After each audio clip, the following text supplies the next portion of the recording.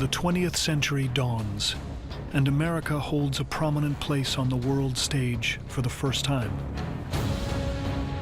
The country is now a land of opportunity, as millions flood in from around the globe. Drawn by stories of men who have risen from meager beginnings to build empires, men like Andrew Carnegie and John D. Rockefeller.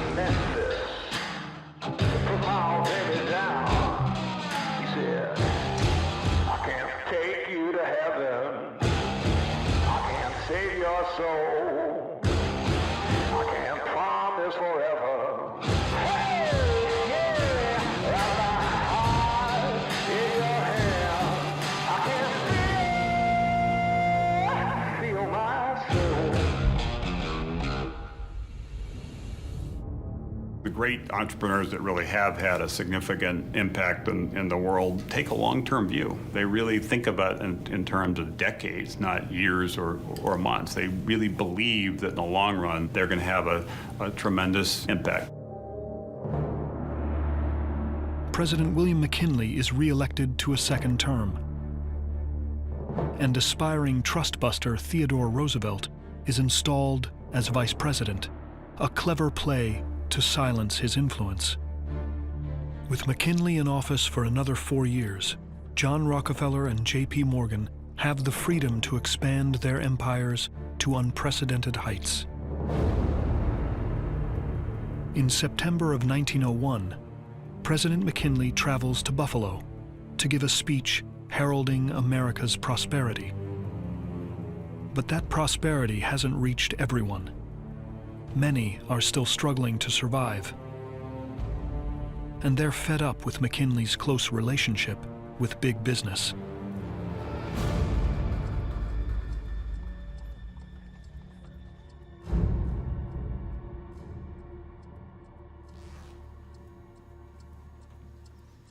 Leon Czolgosz is a former factory worker who recently lost his job at a company J.P. Morgan took over during the creation of U.S. Steel. As Czolgosz struggled, he took refuge in the growing anarchist movement. He becomes convinced that the government is helping the rich exploit the poor, and he's determined to put an end to it.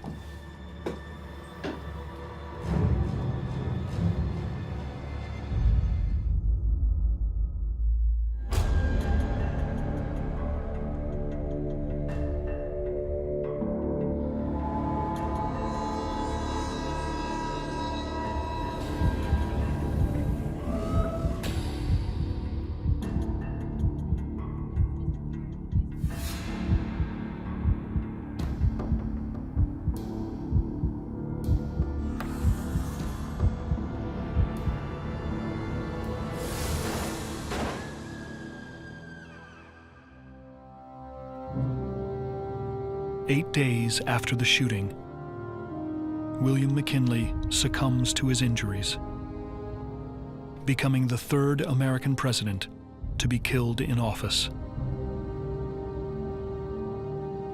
For America's most powerful men, it's the worst-case scenario. An assassin's bullet has robbed them of their president, a man they spent millions to get elected. And with his death, their worst enemy comes to power. Teddy Roosevelt is about to become the leader of the free world.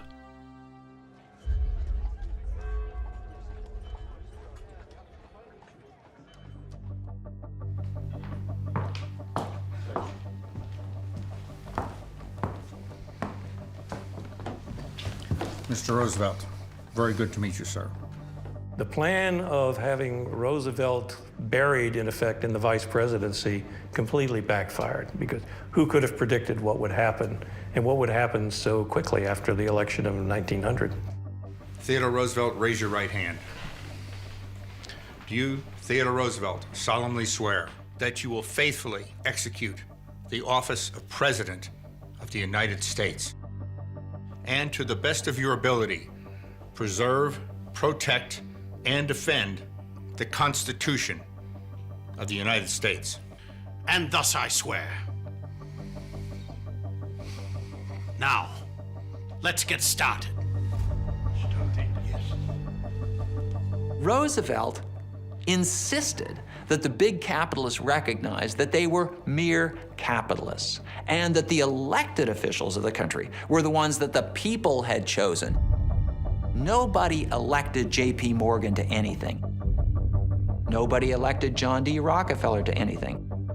But the people had, well, indirectly elected Theodore Roosevelt president. He was going to make the most of it. Roosevelt quickly launches a campaign against the nation's largest trusts. And his first target is a railroad conglomerate owned by J.P. Morgan. Morgan demanded to see the president, so he stormed down from New York to Washington, went into the White House, and he said, I don't understand. He said, if we've got a problem, send your man to my man and they'll fix it up. And Roosevelt said, this is exactly the problem with Morgan. He acts as though I'm just a rival boss or something. And Morgan, who thought that he could manipulate Roosevelt, discovered that Roosevelt could not be manipulated at all. Roosevelt refuses to back down from Morgan.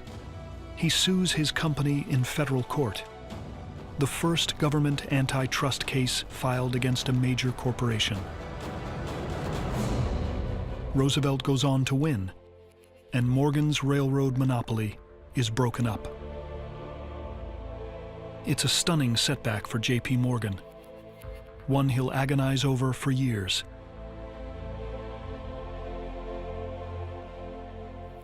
And it's a sign of things to come for his fellow Titans. Roosevelt is elected to a second term, and over the course of his administration, he files suit against dozens of trusts. It's a time of great change for the nation. J.P. Morgan, John Rockefeller, and Andrew Carnegie suddenly find themselves as members of an old guard, aging titans forced to defend their fading empires. But as other monopolies fall, one target refuses to go down. John D. Rockefeller's Standard Oil has managed to hold off a breakup over multiple administrations. But Rockefeller won't be able to hide forever.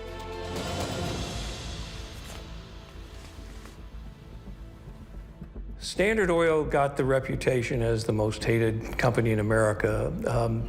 It became literally the symbol for big business evils.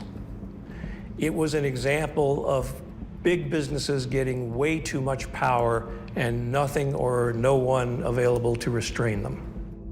The government files suit against Standard Oil in what promises to be the biggest antitrust case of all time. And the government is hoping their lead witness will be John D. Rockefeller himself. The feds issue a subpoena, and Rockefeller goes on the run. From California to Maine to Key West, the most powerful man in America has become a fugitive from justice. He went all over the country to escape being served subpoenas. You know, he was constantly running from the law. Rockefeller avoids the subpoenas for months, but life intervenes.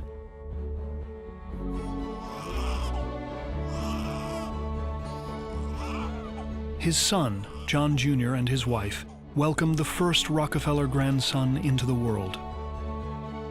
Still on the run from the subpoena, Rockefeller is unable to travel to see his grandchild, and the absence is unbearable. I'm only here for one day. Once I'm gone, I am gone. I may not be back. Rockefeller knows what it's like to be abandoned. Never trust anybody, son. Not even me. And he's not going to let this case tear his family apart.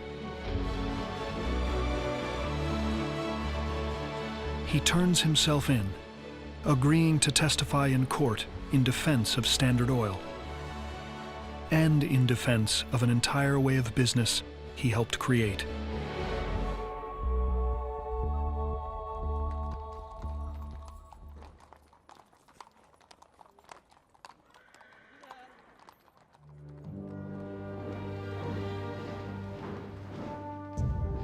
The case will be the biggest challenge of Rockefeller's life. A fight that will determine the future of the country. As Rockefeller is forced to defend a company he built from nothing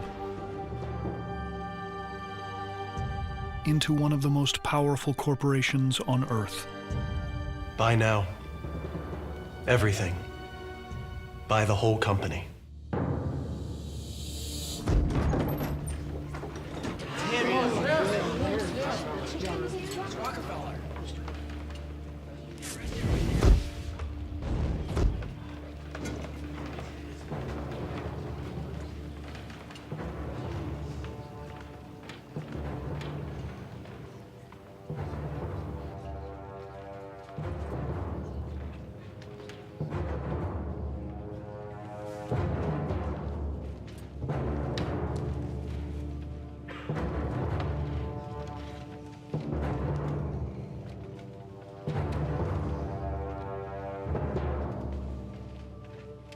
The United States versus Standard Oil.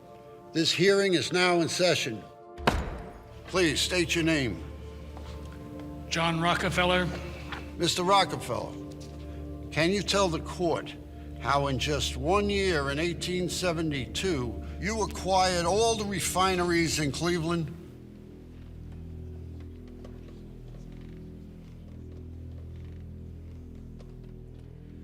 I don't remember. It was 36 years ago. You used intimidation to wipe out the competition, did you not? I mean, so ruthlessly that it became known as the Cleveland Massacre? I don't remember any massacre. Are you aware of payments made by Standard Oil to a senator, $15,000 to block a bill hostile to Standard Oil? I don't remember. We have a list of bribes made by Standard Oil to politicians between 1903... I stepped down as chief executive of Standard Oil in 1902. I can't answer for any incidents that occurred after that date. You are still president of Standard Oil, are you not? It's an honorary title, much like that of President of the United States. Can I remind you, Mr. Rockefeller, of the seriousness of the charges brought against you? As John Rockefeller fights to keep his monopoly intact, a new generation of businessmen is facing a new set of challenges as they struggle to get their companies off the ground. I have set out to build the best motor car for popular use. The Ford motor car is durable and light, weighing only 1,000 pounds. It has a 4-cylinder engine and is capable of speeds up to 45 miles an hour. It is priced at $900 compared to $1,500 for the average licensed car, which makes it the first car affordable for the common man. Young entrepreneur Henry Ford has created a new kind of car, but in order to sell it, he needs to get permission from the Association of Licensed Automobile Manufacturers, also known as ALLAM. ALLAM owns the patent on the automobile, giving them complete control over who can manufacture and sell cars. They are, in a sense, a giant car monopoly. And Ford's future now rests in their hands. Thank you, Mr. Ford. We'll be in touch. Thank you, gentlemen. Ford is hopeful he'll be approved by ALLAM, allowing him to start his own business and to pursue his dream for the future of the car industry. When Ford entered the automobile business, people didn't drive their own cars. They had drivers. And so cars were seen as this luxury item. Ford's insight was that cars could be an everyday item. They could be very utilitarian. So that it was within the reach of ordinary people. Ford has spent years developing his car for the common man. He builds his first model at the age of 33 and calls it the quadricycle. But the vehicle is expensive to produce and prone to breaking down. Ford's second attempt, the Model A, is much more suited to the needs of modern America. But he can't begin selling it without permission from Allen. Allen was successful in blackmailing other automobile companies, saying, you have to be licensed by us or we will sue you, and we own this patent. After months of deliberation, the Allen board reaches its decision.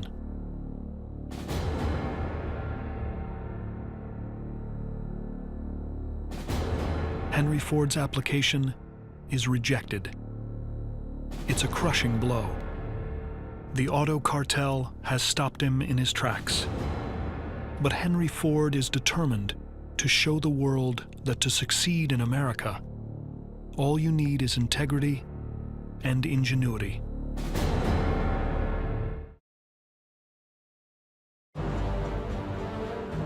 America has emerged onto the world stage, rebuilt over the past 5 decades by John Rockefeller, Andrew Carnegie, and J.P. Morgan. They've reigned uncontested for years. Only now, the government is cracking down on big business in a big way. But the next generation of businessmen is on the rise.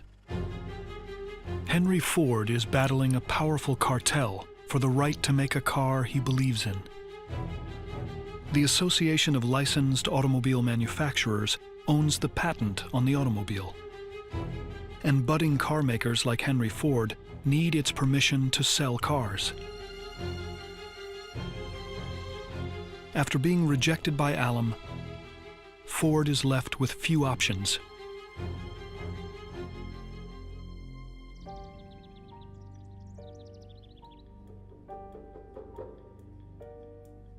But he isn't about to give up on his dreams. Ford thought that the whole thing was ridiculous, that there could not be a patent on the idea of the automobile, that the automobile was not the property of one single individual. Ford is determined to get around Allen's stranglehold on the auto industry. But he's just one man, going up against a virtual monopoly. If he's going to be a success without Allen, he's going to need to make a name for himself. It's a very simple thing on the make or break decisions, the gut. And that's what separates the great leaders and the great successes. And if you can't listen to it and you don't have it, you're never gonna get it, because it's never gonna come from someplace else.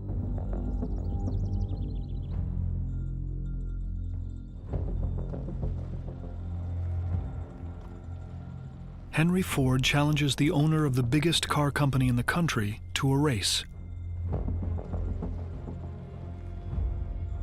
Alexander Winton is also known as the fastest driver in America and a prominent member of Allen.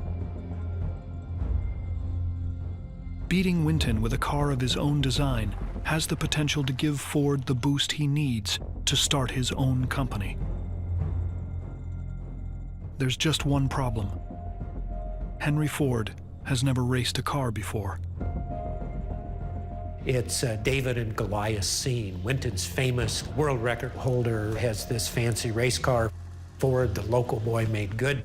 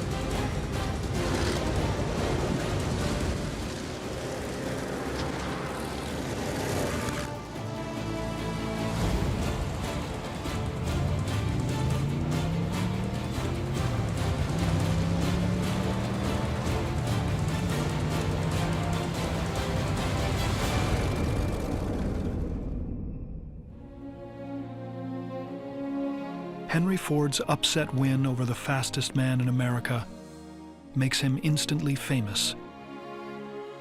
Ford's a hero, and this is really the first big time, I think, that he becomes a celebrity.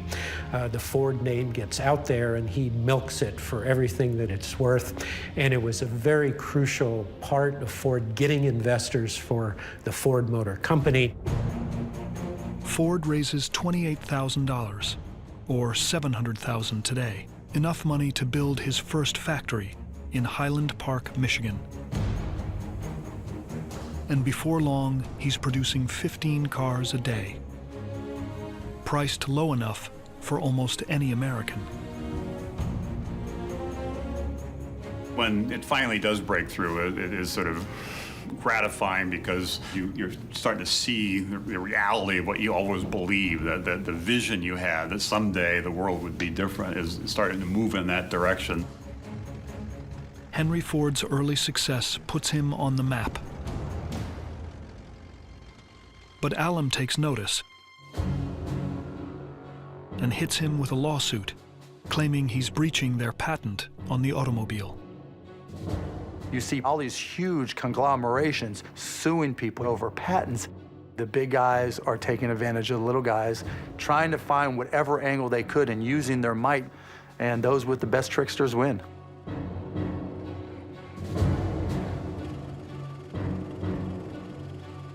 While Henry Ford prepares to bring his fight for the little guy to a Detroit court, the trial to bring down Standard Oil is starting to get ugly. Mr. Rockefeller, we have evidence that you placed several refineries out of business. Not to my knowledge. Do you accept that Standard Oil has enjoyed a profitability higher than most industries? Our profitability is no higher than that of U.S. Steel. I haven't heard of anyone attempting to break up U.S. Steel. While Rockefeller is fighting to save his company, J.P. Morgan has been able to keep his steel monopoly off the government's hit list. He's used his power and influence to broker a number of deals for the nation, applying the might of U.S. Steel to strengthen the country's infrastructure. But Morgan's biggest deal is just getting started in Central America. For years, attempts have been made to build a canal linking the Atlantic and Pacific Oceans. Such a canal would cut east to west travel time in half, saving ships over 8,000 miles per trip. But no one's had the power to make it happen. Until now. J.P. Morgan acts as the middleman for the government and raises $40 million, or $7 billion today, to get the project started. The Panama Canal is the most ambitious construction project the United States has ever undertaken. Over 75,000 workers labor in brutal heat, fighting off deadly diseases, digging a canal 51 miles from the Atlantic to the Pacific.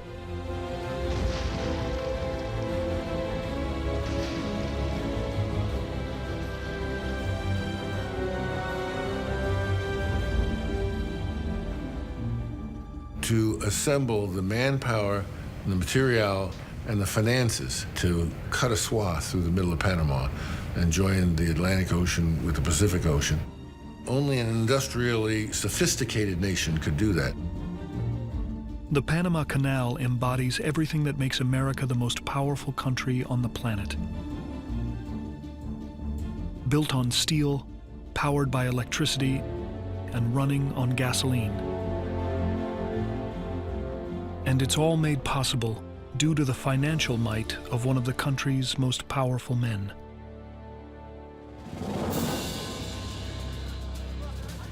But the age of monopoly is still on trial. And the unchallenged power the Titans have used to amass their empires is not going to last forever.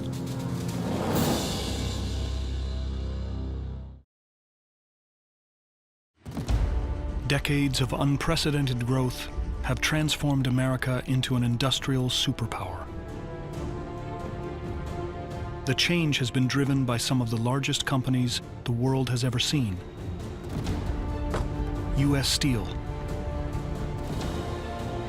Standard Oil, and General Electric. But it also comes with a cost. Workers are outraged over dangerous conditions at factories across the country. Nobody will break us, nobody! And the gap between the rich and the poor is bigger than it's ever been. Many are convinced that America's largest companies are holding the country back. The age of monopoly is under threat.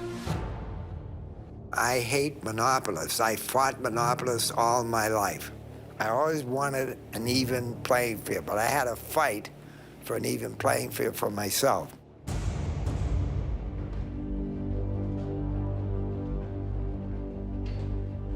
Over a 40-year career, John Rockefeller used innovation and ingenuity to create a corporate empire unlike any the world has ever seen. But he was also notoriously ruthless, and many believe he went too far. For John D. Rockefeller, Judgment Day is here, in what's become the trial of the century: the people versus Standard Oil. The picture painted of Standard Oil is a depressing one. No trust in the history of America has been so destructive in its pursuit of profit.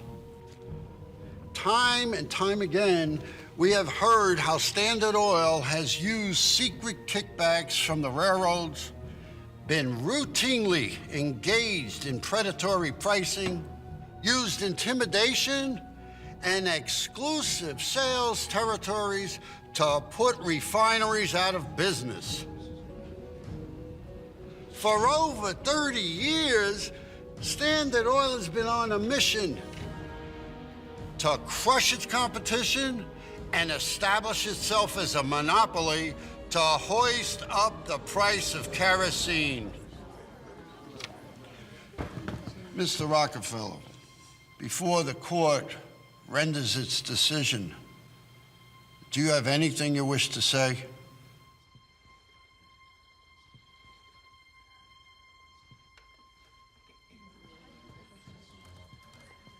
When I came into the oil industry, there was chaos. I brought order. I took a second-rate, inefficient market and built an industry. It was done the way it was because that's the way it had to be done. No one complained when I brought light into every home. No one complained when I provided thousands of jobs or millions of dollars from exports.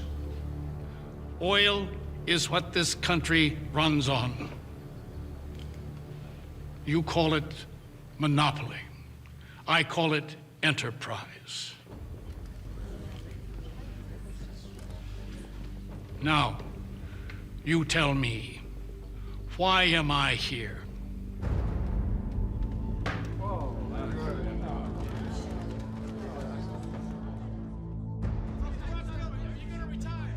As the court adjourns to deliberate,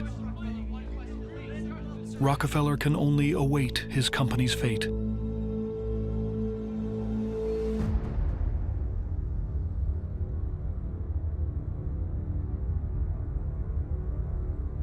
Hundreds of miles away, a new kind of businessman, Henry Ford, also waits.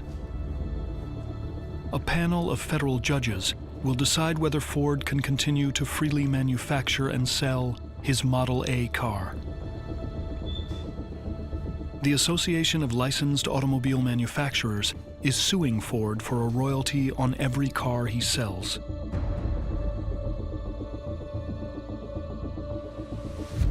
Ford knows those royalties would drive up the cost of his car, putting it out of reach for the average consumer. For most early car makers, the lawsuit would be a devastating setback. But for Ford, it's something different, an opportunity. People react to failure in one of two ways. Either they get scared and give up, or they take that failure as a learning experience, and they kind of use that experience to redouble their efforts. Ford is convinced the era of unchecked monopolies is over. So as his lawsuit winds its way through court, he openly defies the order from Allen and continues building and selling his cars. He believes there's a better way to conduct business in America, and he's determined to make it a reality.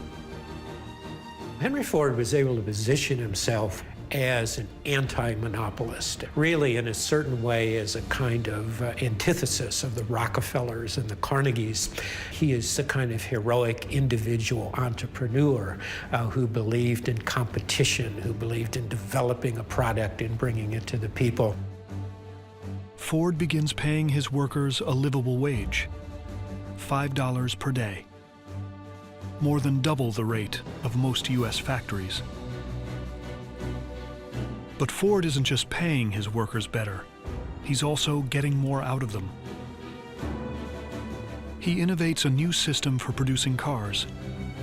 Rather than handcrafting each car one at a time, his are assembled by a line of workers, piece by piece.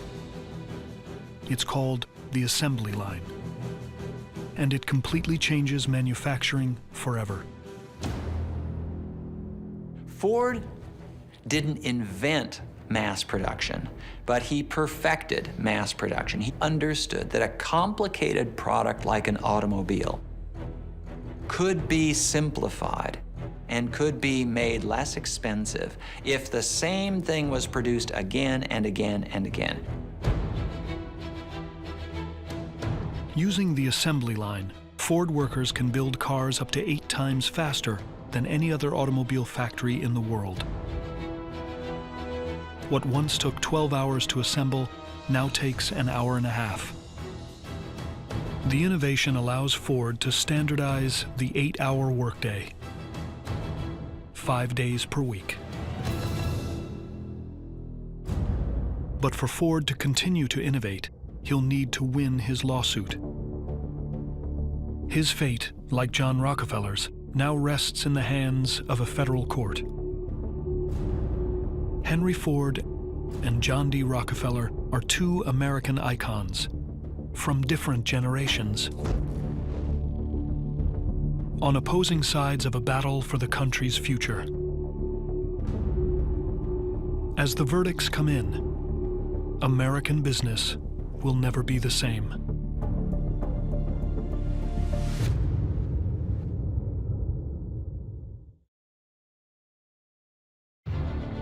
America is becoming the most powerful nation on Earth, transformed from a post-Civil War wasteland into a budding superpower.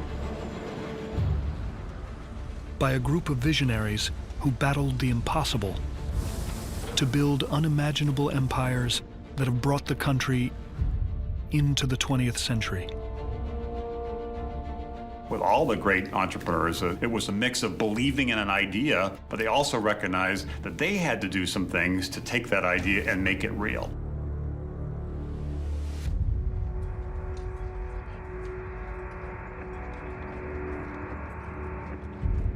After decades of doing whatever it took to crush the competition, John D. Rockefeller is fighting to save the company he built from nothing into one of the largest and most dominating corporations on the planet. Big business is a dangerous thing in the eyes of many because of the power it wields. The United States versus Standard Oil. The biggest antitrust trial of all time is about to reach a verdict. 444 witnesses have taken the stand. 12,000 pages of testimony have been recorded. But in the end, it all comes down to the testimony of one man. You call it monopoly. I call it enterprise. John Rockefeller has done all he can to keep his monopoly intact. But the fate of Standard Oil is out of his control. In the case of the United States against the Standard Oil Company, this hearing has reached a decision. This court determines against the Standard Oil Trust on account of its unreasonable business practices, which are in violation of the Sherman Antitrust Act. The Standard Oil Trust must be broken up within 6 months.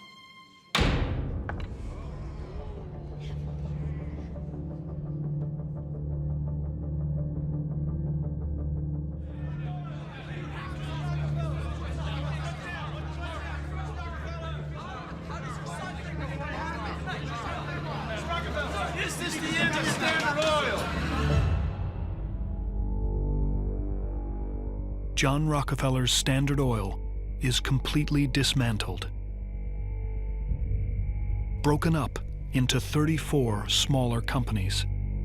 The age of monopoly is over.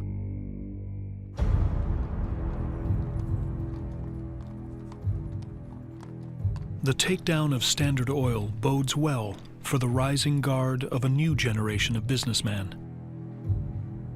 Most of all, Henry Ford.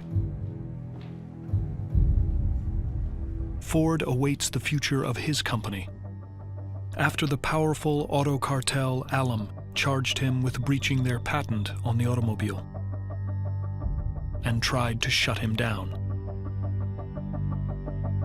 It's a potentially life-changing moment, not just for Ford, but for the future of every industry in the country. In a surprise decision, the court rules in favor of Henry Ford. Alum has no legal claim to the design of the car. Henry Ford is free to innovate without repercussion. Well, guys, that was it. Let's go sell some cars, huh? Ford's dream is made a reality. The car belongs to everyone. Ford's success put him forward in American life as a new kind of businessman. But in crucial ways, unlike Rockefeller or Carnegie, he wasn't trying to gain a monopoly. He was trying to bring a product to the people. The American population ate this up, and they made Henry Ford a kind of folk hero. Ford seizes the momentum, and his factories go into overdrive. His assembly lines start producing a revolutionary new car at a record rate. It's called the Model T, and it costs only $825. For the first time, a car the common man can afford. Henry Ford created what became the most important industry in the American economy. He had no idea of the enormous impact it would have on almost every sector of American life. He literally changed America, the way we live, the way we do things, and the way we go about our business. Ford's reputation won't always be so positive. But his revolution inspires an entire generation of visionaries who will transform the fabric of American life. Childhood friends William Harley and Arthur Davidson attach an engine to a bicycle and begin selling motorcycles to the masses. Milton Hershey applies Henry Ford's assembly line model to the mass production of chocolate. Chicago merchant William Wrigley takes his chewing gum national. And in Hollywood, Polish immigrant Max Factor begins distributing cosmetics for movie stars to drugstores across the country. inventing a completely new consumer product, makeup. This new breed of businessman is doing things a different way. They're creating products for the masses while paying their employees a livable wage, with safe working conditions and a standard 40-hour work week. The era of Rockefeller, Carnegie, and Morgan looks like it may have come to an end. But America's three most powerful men are just as relevant as ever before.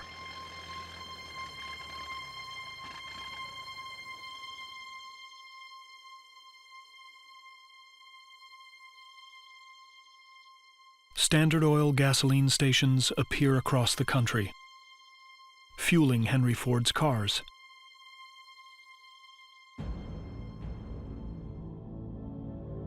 Cars that are built using Carnegie steel in factories powered by J.P. Morgan's electricity. The new breed of businessman may be doing things differently from their predecessors, but their innovations wouldn't be possible without the groundwork laid by men like Cornelius Vanderbilt, Andrew Carnegie, J.P. Morgan, and John D. Rockefeller. The result is broad prosperity shared throughout the country, and perhaps America's greatest innovation yet, a thriving and prosperous middle class. The Industrial Revolution created the development of the middle class. It created wealth that we never would have imagined possible before.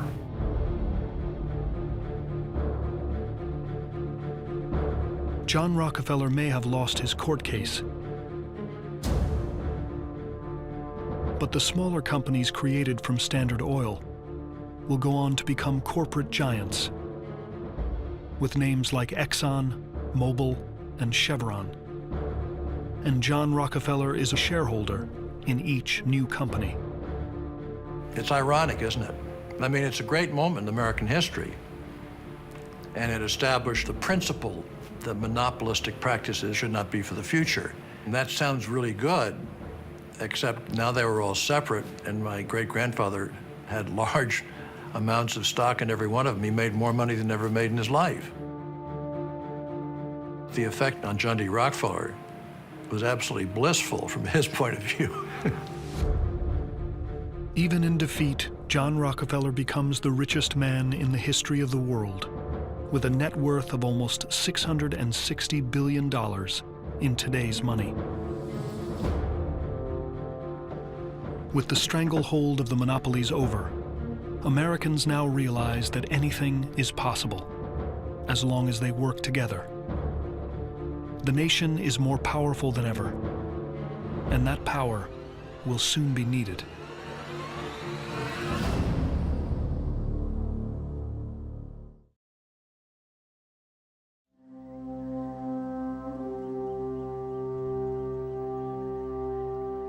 On a brisk spring morning, 2 years after the breakup of Standard Oil, John Rockefeller joins his old rival Andrew Carnegie to mourn the loss of one of their own.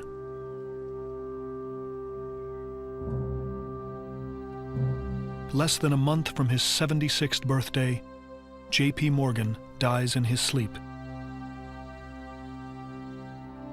Morgan leaves such a mark on American finance that the New York Stock Exchange shuts down, an honor normally reserved for the passing of a president. J.P. Morgan certainly was the foremost name in banking in terms of creating modern finance, and you can't have modern economy without a modern, effective, functioning banking system. He was as influential as any of the titans of that day.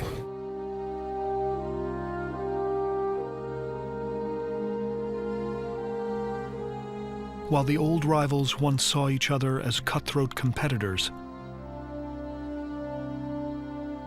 Now in their twilight years, the fathers of American business have found a mutual respect.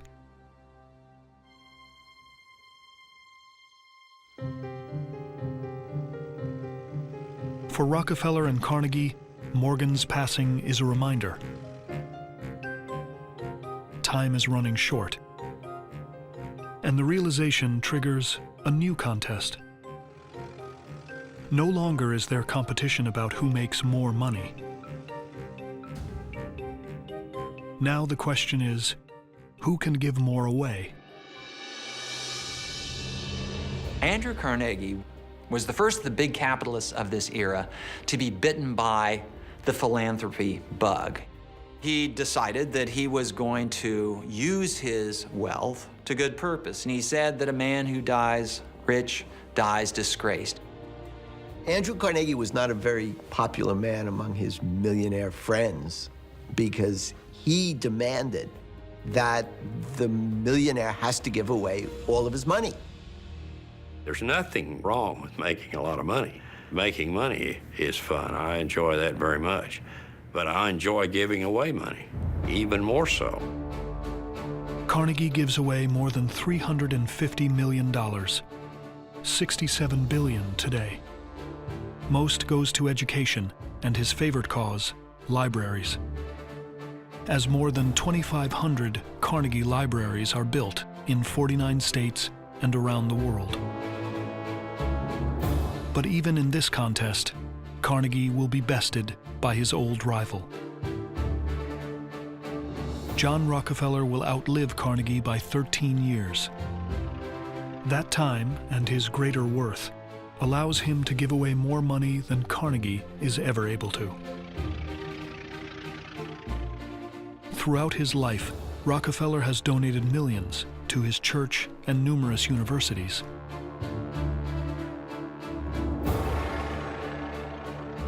At the age of 73, he creates the Rockefeller Foundation with a personal endowment of $100 million, the equivalent of $38 billion today. That money will go on to advance public health around the world for decades. My great-grandfather, he went full bore into philanthropy, whether that was a duty under sort of a Baptist stricture or whether it just came pouring out of him, I'm just not sure. But it doesn't make any difference. He did it. John Rockefeller will live to be 97 years old and gives away more than $530 million in his lifetime. Gifts that today would total over $100 billion. I look at Carnegie, I look at what Rockefeller did, and I revere these people for the second half of their lives, and they certainly are they're inspirations to people who have managed to be able to accumulate some wealth and want to be able to say, you know what, I now want to help others. As the nation heads deeper into the 20th century, millions of Americans, for the first time ever, are able to take part in the American dream. Employed in well-paid and safe jobs, manufacturing products they themselves can now afford. The country is united, with a robust economy that benefits not just the rich, but everyone. It's the beginning of one of the longest periods of prosperity America will ever see. It wasn't by accident that the 20th century became, the American century. America made the greatest strides in terms of harnessing these new technologies. We simply could outproduce any other nation in this world by the time the 20th century rolled around, and that clearly put us in a position to drive the global agenda. It's on the back of the Industrial Revolution. But as World War I breaks out in Europe, the world looks for help. It looks to America. Just 50 years removed from the ashes of the Civil War, America has become a global superpower. By April of 1917, the country enters the war, sending troops, supplies, and weapons. resources that will help bring peace to the world.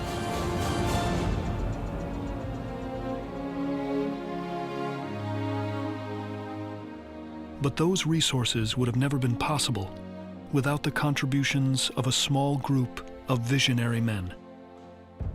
Men who sparked a revolution that forever changed America. America was transformed by the vision, the incredible hard work and determination, and the willingness to take big risks that these men displayed. There is also no question that these men could not have done what they did anywhere else but America, because this place allows more people to dream than any other place in the world. All that matters is how big do you want to dream and how hard do you want to work.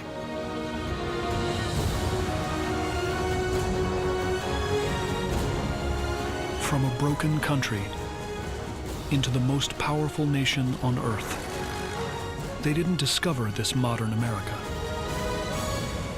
They built it.